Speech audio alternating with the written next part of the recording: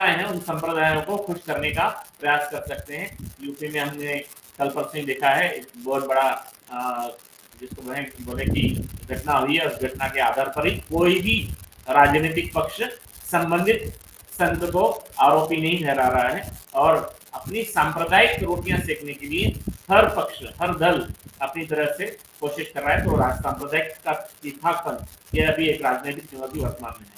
और सबसे बड़ी चुनौती जो आपके सामने मैं रखा हूं वो मीडिया का बढ़ता प्रभाव।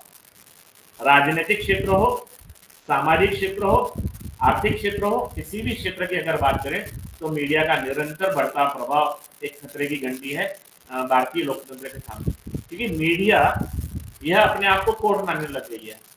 जो कोई घटना होती है या राजनीतिक समस्या उत्पन्न होती है उसमें ट्रायल का काम मीडिया करती है, और जब ट्रायल का काम मीडिया करने लगती है और दलों के ऊपर प्रभावी होती है, लोकतंत्र का जब अलग तरीके से वह व्याख्यान करती है, तब राजनीतिक चुनौती एक हमारे सामने प्रस्तुत होती है। और मीडिया का निरंतर बढ़ते प्रभाव से मिसकम्युनिकेशन या फिर कहें कि संवाद जो निरंतर सकारात्मक होने चाहिए वह नकारात्मक संवाद की शुरुआत भी मीडिया के बढ़ते प्रभाव से हुई है। तो एक यह बड़ी राजनीतिक चुनौती हमारे सामने है, क्योंकि मीडिया में जो दिखाई देता है वह मीडिया में जो दिखाई देता है वो हम सच मान लेते हैं, और मीडिया इस तरह से घटनाओं को प्रस्तुत करता है, राजनीतिक घटनाओं को प्रस्तुत करता है जैसे कि जो हो रहा है, जो वो बोल रहे हैं वह सच है। और अनेक प्रकार से हमने देखा है कि जो हिंदी चैनल्स हैं, जो मराठी चैनल्स हैं, जो अन्य भाषा के चैनल्स हैं, उस चैनल्स में दलों के आने वाले जो प्रवक्ता हैं वो इस तरह से लड़ते हैं जैसे कि वह अडिग है अपनी बातों पर, वह जो बोल रहे हैं वही सच है, बाकी सब झूठ है। तो इस तरह से मीडिया का निरंतर बढ़ता प्रभाव यह वर्तमान लोकतांत्रिक राजनीतिक चुनौती हमारे सामने है।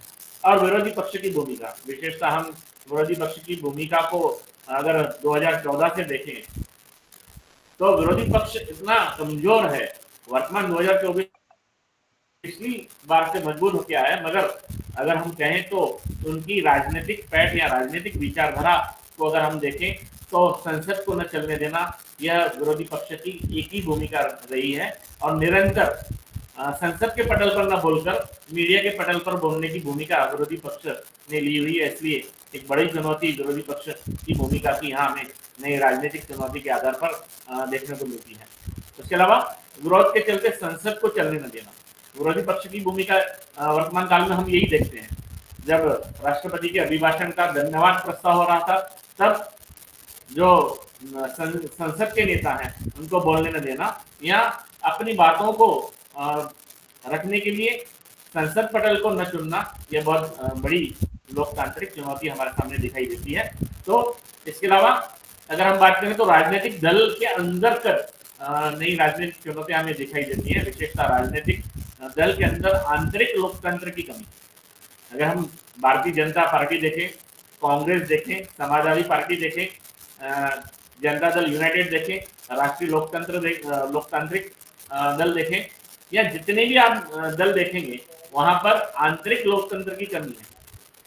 ऊपरी तौर से वो दिखाते हैं कि हम लोकतंत्र के रूप से ही अपने अध्यक्ष को चुनते हैं या अपने नेताओं को चुनते हैं। वास्तविक में देखा जाए तो राजनीतिक दल में आंतरिक लोकतंत्र की कमी है।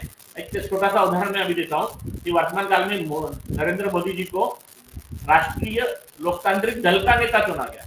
वास्तविक में अगर आप देखें, पहले भारतीय जनता पार्टी के संसदीय दल की बैठक बुलानी चाहिए थी और उस संसदीय दल में नरेंद्र मोदी का पहले चुनाव करना चाहिए था नेता के रूप में भारतीय जनता पार्टी के।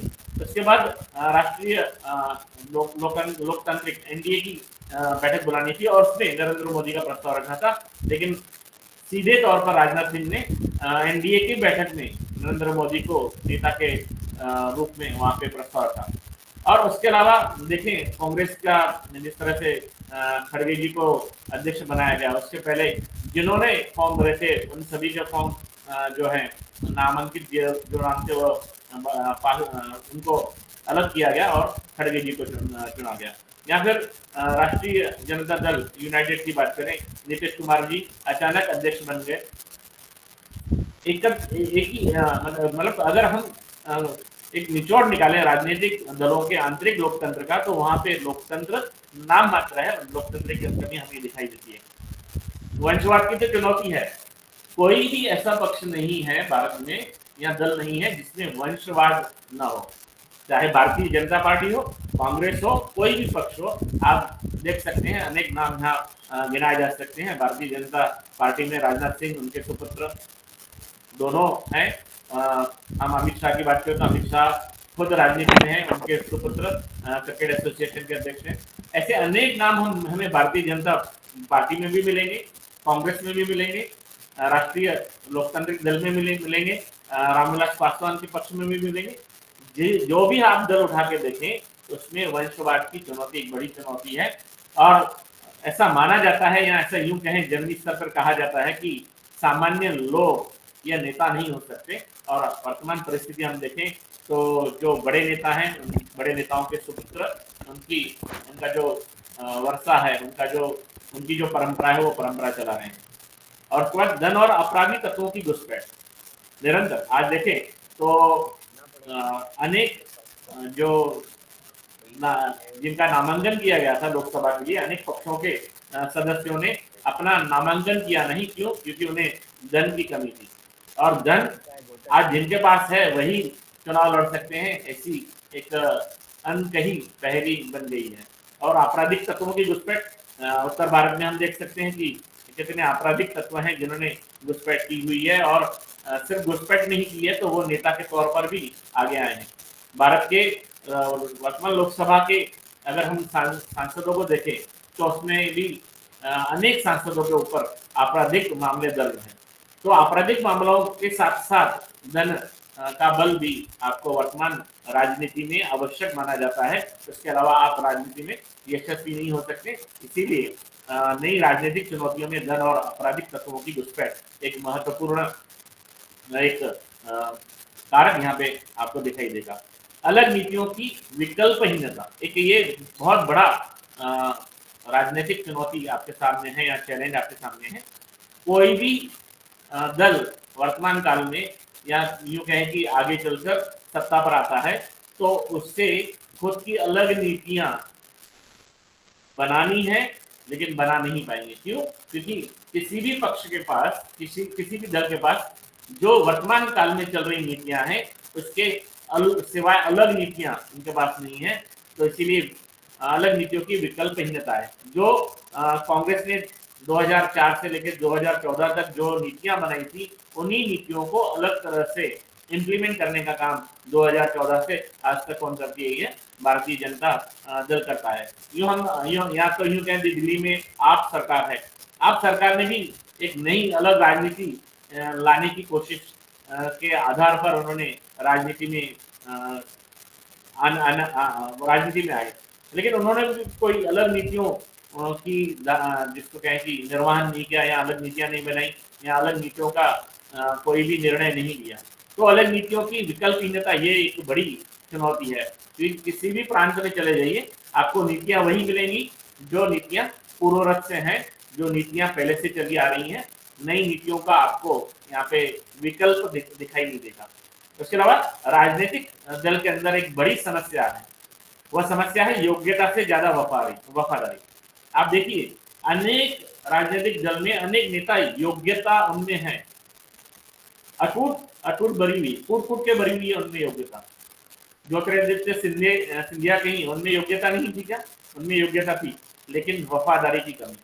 राजनीतिक दल में सबसे बड़ी समस्या जो है, चुनौती जो है, वह है कि जो नेतागण है उन नेतागणों में योग्यता भरपूर है, लेकिन उनमें क्या किसकी कमी है? वफादारी की कमी है। और वफादारी की कमी की वजह से हम देख पा रहे हैं कि 2014 से लेके आज तक निरंतर दलों में जिसको कहें कि विद्रोह की बातें हमें सुनाई देती हैं, या यूं कहें कि फुटिरतावादी नीति हर राजनीतिक दल में दिखाई देती है। महाराष्ट्र की बात करें तो शिवसेना एक की जगह 2 हो गई। अगर राष्ट्रवादी कांग्रेस की बात करें तो एनसीपी की बात करें तो एनसीपी भी आजकल 2 हो गई है। और अनेक ऐसे दल हैं जिन दल में अनेक नेताओं के पास योग्यता है, लेकिन वफादारी की कमी होने की वजह से जो राजीव गांधी के काल में दलों के फूटने की प्रक्रिया पर एक कायदा बनाया गया था, वह कायदा भी आज कमजोर होता दिखाई दे रहा है। क्यों? क्योंकि नेताओं में वफादारी की कमी है। इसलिए हम देख पाते हैं कि राजनीतिक वातावरण में हमें कब क्या हो जाए, कब कौन फूट जाएगा, कब कौन कहाँ चले जाएगा, कब कौन यू टर्न ले लेगा, इसकी हम कभी भी गारंटी नहीं दे सकते। इसलिए जब सर रिजल्ट आने के बाद हमने देखा कि नीतीश कुमार कहाँ जाएंगे अब, तो यह एक बड़ा प्रश्न हमारे सामने दिखाई देता है। और इसके बाद अगर हम कहें तो नई राजनीतिक सर से आग्रह है बस आखिरी 2 मिनट है कि करें सर जी। अवसरवादिता यह एक बड़ी चुनौती पूर्व परंपरा से चली आ रही है। क्षेत्रवाद की समस्या फिर से उत्पन्न हुई है। उसके बाद double engine with single engine, यह एक बड़ी चुनौती है वर्तमान परिप्रेक्ष्य में। अगर देखें तो डबल इंजन जहां है वहां विकास होगा, ऐसा काम माना जाता है या ऐसा कहा जाता है, लेकिन बिहार में आजकल हम देख रहे हैं कि पुलों का टूटना ये डबल इंजन के विरोध में जा रहा है। वहीं सिंगल इंजन निरंतर डबल इंजन पर आरोप लगाते रहते हैं कि हमें डबल इंजन वाले अनुदान नहीं दे रहे हैं या हमें मदद नहीं कर रहे हैं, इसलिए हम अपने प्रांतों का विकास नहीं कर पा रहे हैं। तो इस प्रकार से अनेक राजनीतिक चुनौतियां हैं, उसमें से कुछ चुनौतियों को मैंने आपके सामने रखा है। और ये चुनौतियां वर्तमान में तो है ही है, लेकिन इसके पहले भी इन चुनौतियों का हमने इन चुनौतियों को देखा हुआ है। तो यह राजनीतिक जो नई चुनौतियां हैं, यह चुनौतियां न सिर्फ लोकतंत्र के लिए खतरा है, अपितु लोकतंत्र व्यवस्थाओं को खोखलाकर देश में क्रांति के तत्वों को बढ़ावा तथा आने वाले समय में अराजकता के कारण हो सकती है। और यह एक क्रांति का प्रेरणा स्रोत हो सकती है। इसलिए लोकतंत्र को बचाने के लिए लोगों को सिर्फ सजग ही नहीं होना है, अपितु अपने अधिकारों का निर्वहन करना होगा और चुनाव में अपनी सक्रिय भागीदारी को सुनिश्चित करना होगा।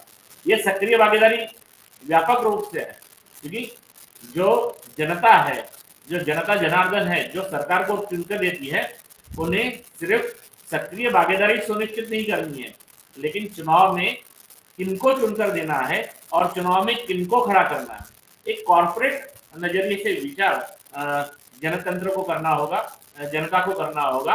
और उस तरीके से जो सही मायने में भारत के विकास के लिए कार्य करेगा उनको चुनकर देना होगा। मैं ये नहीं कहता हूं कि जिनको चुनकर दिया वे कार्य नहीं करेंगे, लेकिन सबसे बड़ी समस्या जो है ये जो नई नीतियां हैं, उन नई नीतियों को लाना और जो पुरानी नीतियां हैं उसको विकल्प देना बहुत जरूरी है। अगर हम उनके लिए विकल्प ढूंढ पाते हैं तो निश्चित तौर पर हम आने वाले समय में महाशक्ति के रूप में अंतर्राष्ट्रीय स्तर पर आ सकते हैं। तो मुझे महाविद्यालय ने आमंत्रित किया और मुझे अपने वक्तव्य को यहाँ रखने का मौका दिया। मैं LBS कॉलेज जमशेदपुर का बहुत बहुत धन्यवाद देता हूँ। एक छोटा सा परिचय देने का मैंने यहाँ प्रयास किया है नई राजनीतिक चुनौती का। तो मैं प्रधानाचार्य डॉक्टर AK झा और डॉक्टर विनय कुमार गुप्ता जी जो कन्वीनर हैं इस सेमिनार के, उन दोनों का तहे दिल से शुक्रिया अदा करता हूँ कि मेरी हिंदी उतनी अच्छी नहीं है, महाराष्ट्र से आता हूँ, लेकिन अपने मैंने एक प्रयास किया है आपके सामने मेरा विषय रखने का। तो मैं तहे दिल से फिर से शुक्रिया अदा करता हूँ प्रिंसिपल डॉक्टर AK झा तथा डॉक्टर विनय कुमार गुप्ता जी का। धन्यवाद।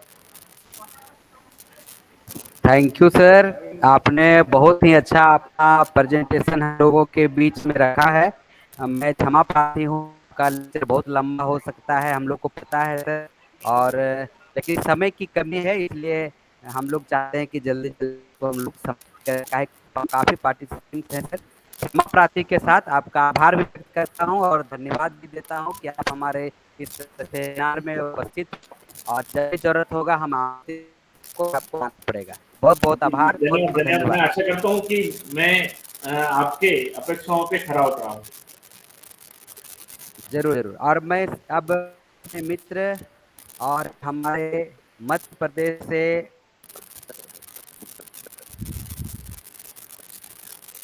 स्मृति महाविद्यालय जिला सिंगरौली से उन्हें काफी अनुभव है अपने एकेडमिक योग्यता, refresher core orientation, research paper काफी उनका प्रकाशित है।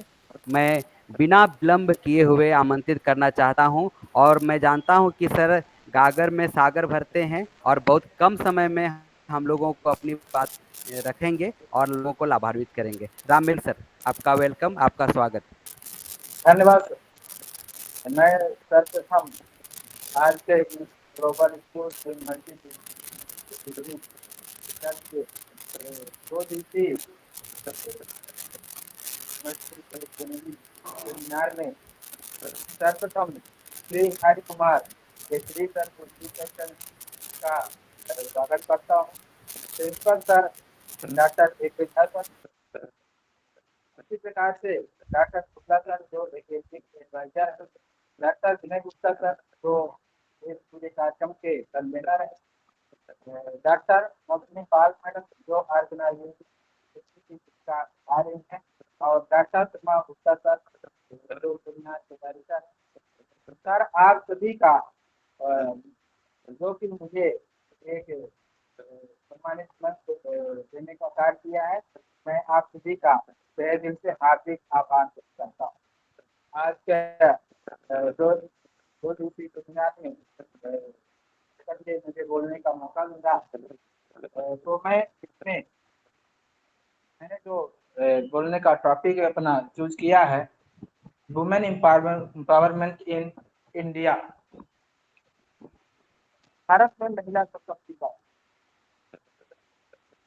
बहुत से मुद्दे ज्वलंत हैं, देश के सामने तमाम समस्याएं हैं, पूरी दुनिया ही एक ऐसी समस्या का सामना कर